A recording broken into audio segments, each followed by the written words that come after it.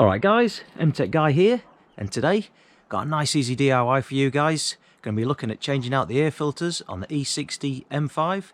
Yep, I know, this is like a ridiculously easy job. But listen, I know there'll be a few of you guys out there that don't have a huge set of tools, but you're looking at doing a small job yourself just to save yourselves a bit of money, or you're looking at getting into working on cars yourselves, you're new to it.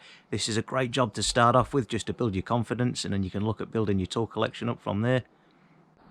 Okay, so of course the job of the air filters is to filtrate any of that dust and debris that's coming through the air intake to the engine. You don't want that stuff in the engine, so you can have nice clean air in the engine.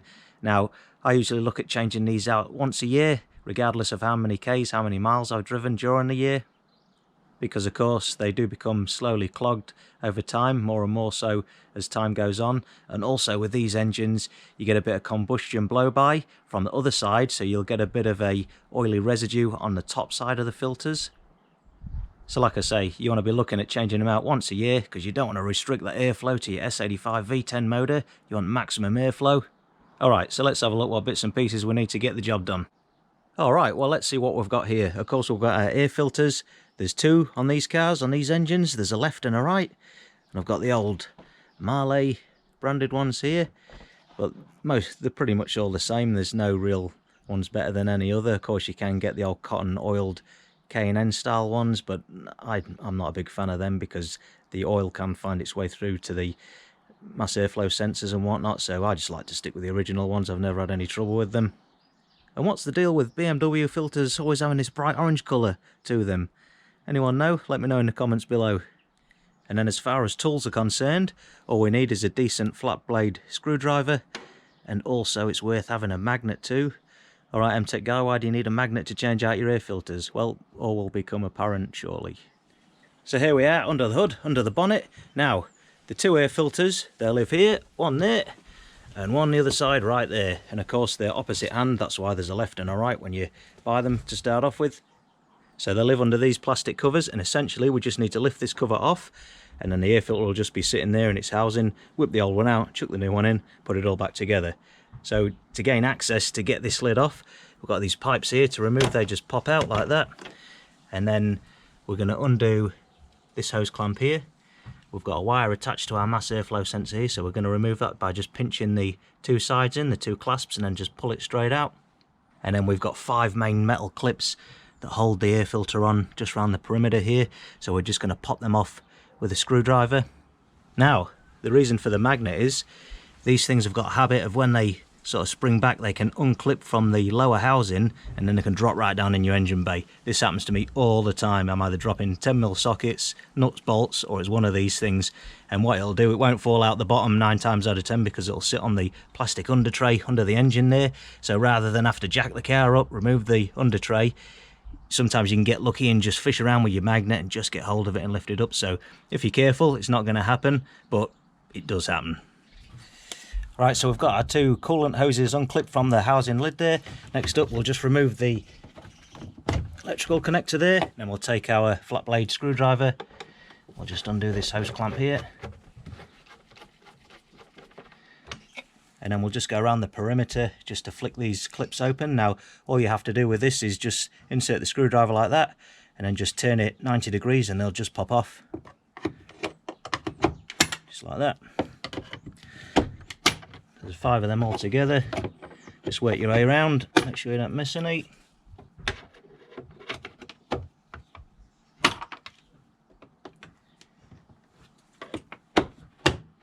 And one final thing left to do, we just need to unclip the washer fluid reservoir neck here from the filter housing itself, the lid, so that just pulls up and away.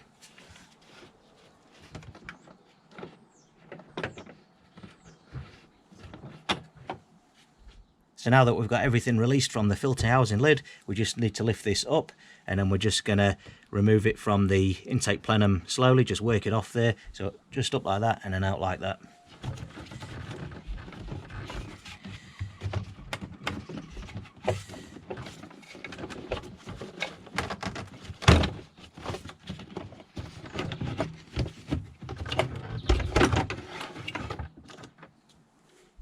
So here we have the old one, look. And as you can see, you got the oily residue I talked about from the combustion blow-by, so it's a good time to get that changed out. Another cause of this is if your PCV valves are clogged or dirty. I've got another video on that, check that out too, changing them out, it's worth doing. Just got the nice clean new one here, chuck that in. And then it's pretty much just reverse of removal, put the lid back on.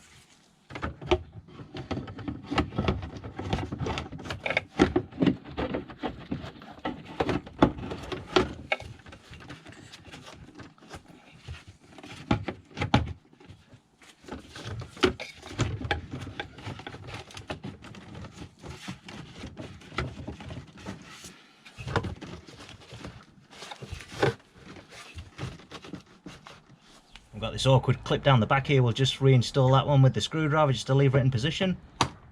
And a wee tip for you, try and get that back clip done first before the others, because it'll just give you a bit of room to flex the lid over to get that on, because it is difficult to get with the screwdriver and all this other stuff in the way. So do that one first and then work your way around on the other four.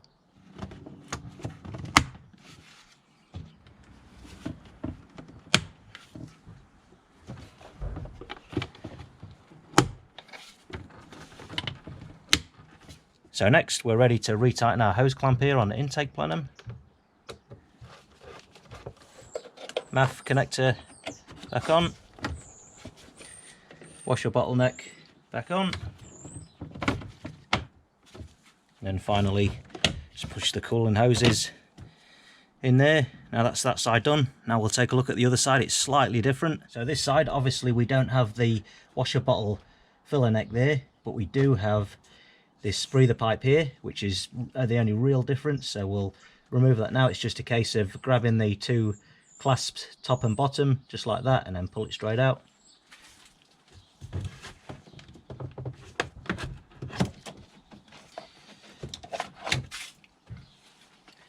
Then the MAF electrical connector, hose clamp on the intake plenum,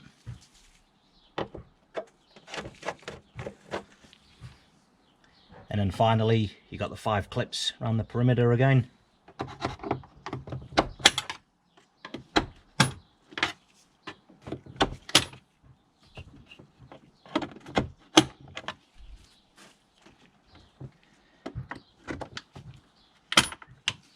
So we'll just flex that breather pipe out the way there, and then it's just a case of same as the other side, lift it up and then out off the plenum there.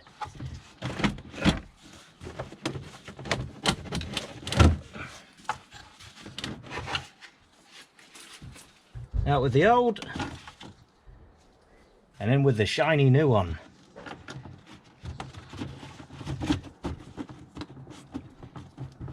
Okay, lid back on.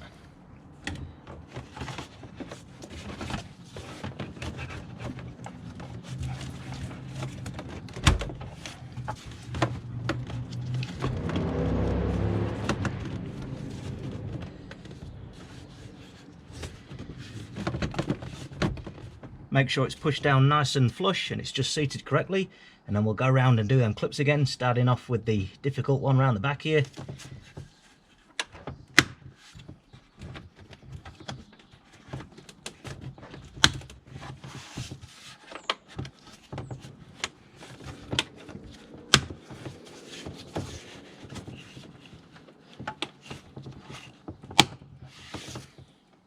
Breather pipe back on.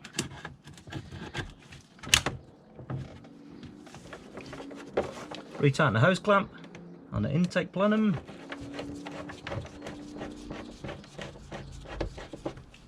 And then finally we'll reconnect our MAF electrical connector there. There we go, done. Okay, so now we've got a nice new fresh air filters in position. Another little job that I'm going to have a look at just while we're working in the vicinity of this area, associated parts if you like. I'm going to look at pulling out the mass airflow sensors. There's one there and one there. Give them a good clean, put them back in, and then we know we've got fresh air filters and the sensors are all nice and clean, and then we're going to get the maximum amount of airflow with the correct reading as we move forward. Now you don't have to do this step, but it's another nice easy step to do, so why not, eh? Right, so to remove the mass airflow sensors, first of all we need to disconnect the electrical connector. So you just push these two prongs in there and then pull it straight off. And then there's two screws holding each one on. One at the top there, obviously, and then one hidden underneath. Now they take a T25 Torx. I normally just have one on the end of a screwdriver. Just wind them out and then just pull it straight out. Just remember the orientation that you've got it round for when you put it back in. And if you want a more detailed description on how to do these, I do have another video. I'll link it at the end of this video. Go check it out. And the product we're using to clean the mass airflow sensors is I've got some mass airflow sensor cleaner here. And check this out, look. Gains of 4 to 10 horsepower. How about that, eh? We're not mucking around, so... Well, we've got 507 horsepower V10 there, so we could potentially lift it up to 517 horsepower with this. How about that, eh?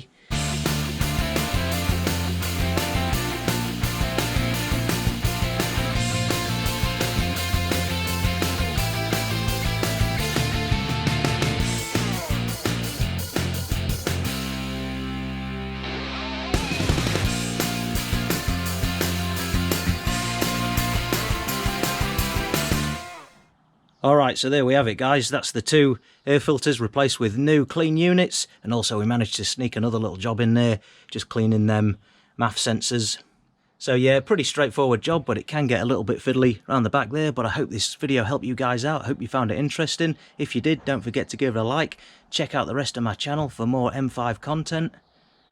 I'm MTech Guy. Thanks a lot for watching.